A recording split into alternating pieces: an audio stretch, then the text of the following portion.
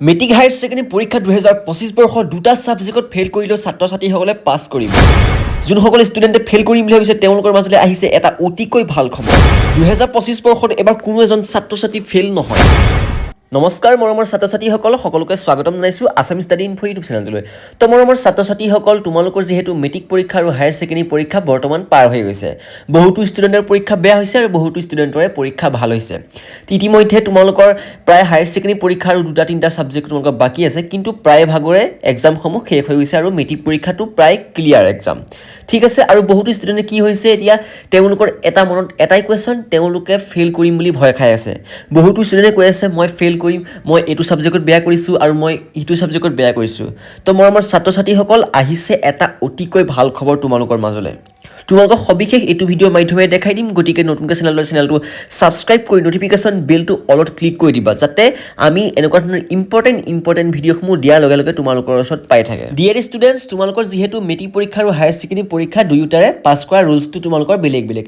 যিহেতু মেট্ৰিক পৰীক্ষা তোমালোকৰ OMR শ্বীট আছে আৰু থিয়ৰী দুখন পেপাৰ তোমালোকৰ হৈছে, কিন্তু হায়াৰ ছেকেণ্ডেৰী পৰীক্ষা একেই। তো দুয়োটা বেটছৰ কাৰণে মই তোমালোকক এক্সট্ৰাকৈ ক'ম এইটো ভিডিঅ'তে, তোমালোকে গুৰুত্বপূৰ্ণভাৱে গোটেইকেইটা কথা শুনি ল'বা। মৰমৰ ছাত্ৰ ছাত্ৰীসকল, তোমালোকৰ যিহেতু 6টা ছাবজেক্টৰ পৰীক্ষা হয় হায়াৰ ছেকেণ্ডেৰী আৰু মেট্ৰিক পৰীক্ষা হয়। হায়াৰ ছেকেণ্ডেৰী পৰীক্ষা তোমালোকৰ 5টা ছাবজেক্টৰ নম্বৰ ধৰা হয়, কিন্তু মই 6টা ছাবজেক্টৰ কথাই কৈছোঁ।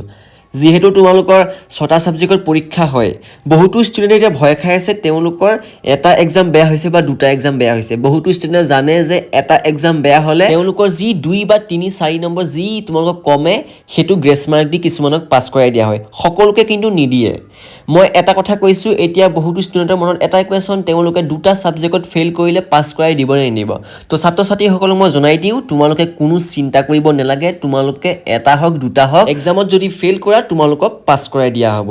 মই আশা কৰোঁ, ভগৱানৰ ওচৰত সেৱা কৰিছোঁ, তোমালোকৰ যাতে এক্সামসমূহ বেয়া নহয়, সকলোৰে এক্সাম ভাল হৈ উত্তীৰ্ণ হোৱা। কিন্তু তোমালোকে এইটো কথা জনাটো অত্যন্ত গুৰুত্বপূৰ্ণ যে দুটা ছাবজেক্টত ফেইল কৰিলে তোমালোকক পাছ কৰাই দিয়া হয় নে নহয়। তো তোমালোকক পাছ কৰাই দিয়া হয়। তোমালোকে এতিয়া বহুতে মোক কমেণ্ট কৰিবা, তুমি কেনেকৈ গম পালা যে দুটা ছাবজেক্টত ফেইল কৰিলে পাছ কৰাই দিয়া হয়। মই তোমালোকক এখন মাৰ্কশ্বীট দেখাইছোঁ, তোমালোকে এই মাৰ্কশ্বীটখন চাই লোৱা। তেওঁ হায়াৰ ছেকেণ্ডেৰী পৰীক্ষাত ইংলিছত কৰিছে ফেইল, 21 পাইছে আৰু আছামিছত পাইছে 28, কিন্তু তেওঁ 3rd ডিভিজন হৈ উত্তীৰ্ণ হৈছে।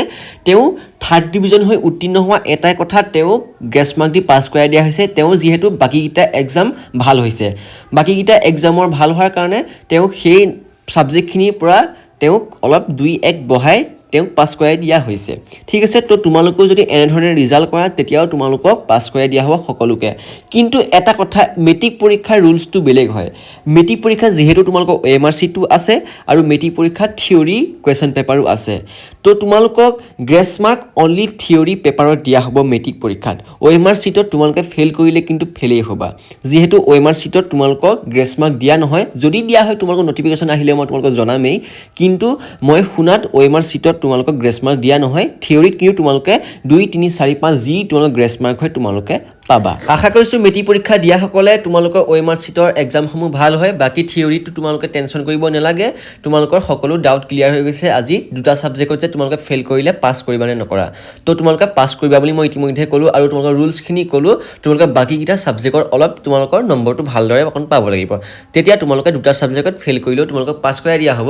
কিন্তু সেইটো ইংলিছ আৰু আছামিছত। মৰমৰ ছাত্ৰ ছাত্ৰীসকল, তোমালোকে এইটো ভিডিঅ' সকলো নিজৰ বন্ধু বান্ধৱী হ'লে শ্বেয়াৰ কৰি দিয়া, আৰু তোমালোকে এইবাৰ মেট্ৰিক আৰু হায়াৰ ছেকেণ্ডেৰী পৰীক্ষাত কিমান % পাম বুলি ভাবিছা তোমালোকে কমেণ্ট বক্সত জনাবা।